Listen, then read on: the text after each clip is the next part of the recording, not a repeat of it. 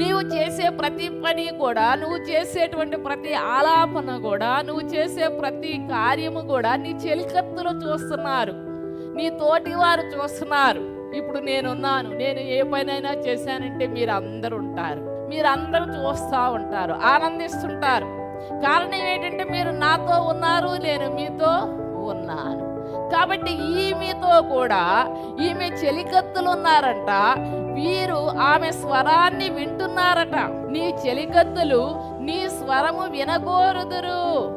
ఆవిడ ఏమి చేస్తుందా, ఎక్కడికి వెళుతుందా, ఏమేమి చేస్తుందా అని షోలేమెత్తు చుట్టూ షోలేమెత్తు యొక్క చెలికత్తులు తిరుగుతూ ఉండేవారు. యేసుక్రీస్తు వారితో కూడా 12 మంది శిష్యులు కూడా చూస్తూ ఉండేవారు.